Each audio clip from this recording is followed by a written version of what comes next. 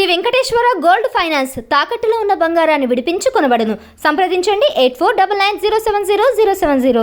Mega youth force. ఇప్పటిదాకా mega ఫ్యామిలీకి సంబంధించి మెగాస్టార్ చిరంజీవి గారి అభిమాన సంఘాలు చాలా చూసాం.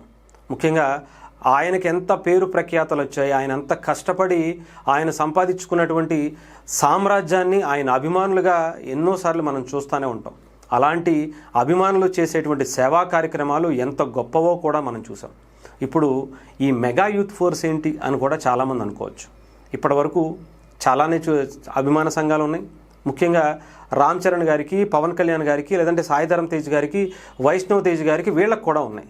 ఎక్సెప్ట్ అల్లు అర్జున్ గారు తప్ప ఈ మెగా యూత్ ఫోర్స్లో మిగతా మెగా ఫ్యామిలీకి సంబంధించినటువంటి హీరోలందరూ కూడా ఒకతాటిపైకి వచ్చి వాళ్ళ అభిమాన సంఘాలన్నీ కూడా ఒకతాటిపైకి మెగా యూత్ ఫోర్స్ అనేటువంటి దాని మీద ఒక గొప్ప కార్యక్రమాలు చేయటమే కాదు, ఎవరైనా సరే మెగా ఫ్యామిలీ మీదకి, మెగా హీరోల మీదకి అసత్యాలు ప్రచారం చేస్తూ పిచ్చి పిచ్చి వాగుడు వాగితే ఈసారి తాట తీసేందుకు కూడా సిద్ధమవుతున్నటువంటి పరిస్థితి కనిపిస్తుంది. దీంట్లో చాలామంది మనకు తెలుసు, మెగాస్టార్కి సంబంధించినటువంటి అభిమాన సంఘాలు చాలా ఎంత గొప్ప పనులు చేసాయో ప్రత్యేకించి చెప్పాల్సిన అవసరం లేదు. చిరంజీవి గారికి ఎంత పేరుందో అభిమాన సంఘాలకి కూడా అదే స్థాయిలో అంత సేవా కార్యక్రమాల ద్వారా వాళ్ళకు కూడా పేరు సంపాదించుకున్నారు.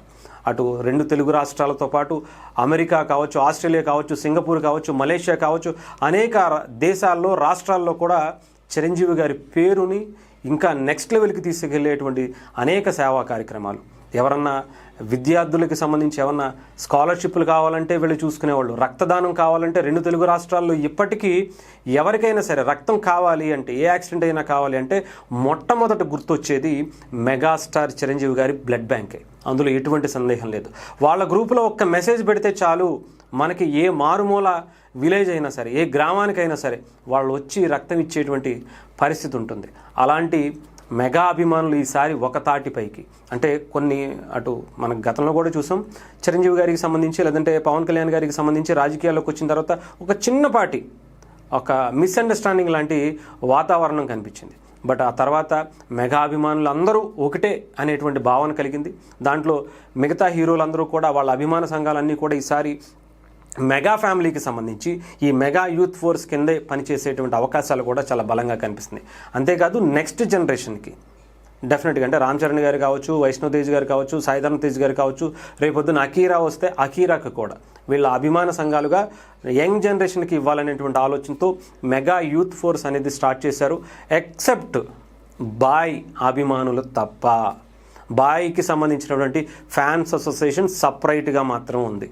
ఇక్కడ ఎందుకు ఉంది అనేది మనకైతే తెలియదు, కానీ మిగతా హీరోలందరికీ సంబంధించి మాత్రం ఒక తాటిపైకి మెగా హీరోలకి సంబంధించి మిగతా అందరూ కూడా ఈ అభిమాన సంఘాలతో కలిసి పనిచేసేటువంటి అవకాశాలు కనిపిస్తున్నాయి. ముఖ్యంగా మెగాస్టార్ చిరంజీవి గారి ఆయన అఖిల భారత చిరంజీవి యువత అనేది మనకి ఎప్పటి నుంచి అనేక సేవా కార్యక్రమాలు, అనేక కార్యక్రమాలకి చేసినటువంటి పరిస్థితి ఉంది. సో అలాంటి దాని తర్వాత రామ్ చరణ్ గారికి అఖిల భారత రామ్ చరణ్ యువశక్తి అనేటువంటిది ఉంది. అలాగే సాయిధరమ్ తేజ్ గారికి, వైష్ణవ్ తేజ్ గారికి, వరుణ్ తేజ్ గారికి, వీళ్ళందరికీ కూడా సపరేట్ అభిమాన సంఘాలు ఉన్నాయి.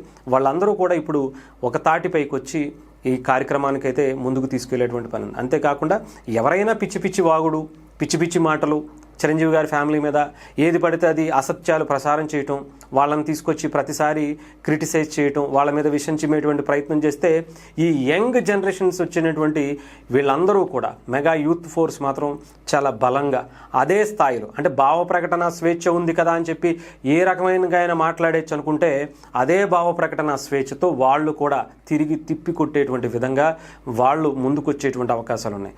సో డెఫినెట్గా దీని మీద చాలా బలంగా ముందుకు వెళ్తున్నటువంటి పరిస్థితి కనిపిస్తుంది.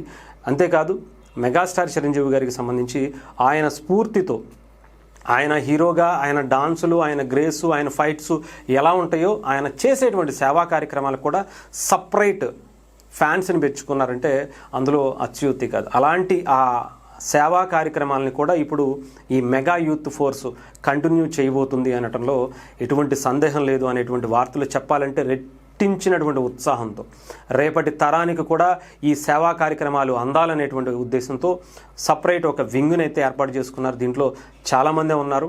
అటు 2 తెలుగు రాష్ట్రాలతో పాటు కర్ణాటక, తమిళనాడు, మిగతా అబ్రాడ్కి సంబంధించి మలేషియా, సింగపూర్, అలాగే అమెరికా, ఆస్ట్రేలియా లాంటి దేశాలకి సంబంధించినటువంటి అసోసియేషన్స్ని కూడా ఏర్పాటు చేయబోతున్నట్టుగా కూడా తెలుస్తుంది. కొత్త కార్యవర్గం అంతా కూడా చూస్తుంటే అందరూ యంగ్ జనరేషనే, కంప్లీట్గా యూత్ జెన్జీకే ఇప్పుడు అప్పచెప్పినటువంటి పరిస్థితి.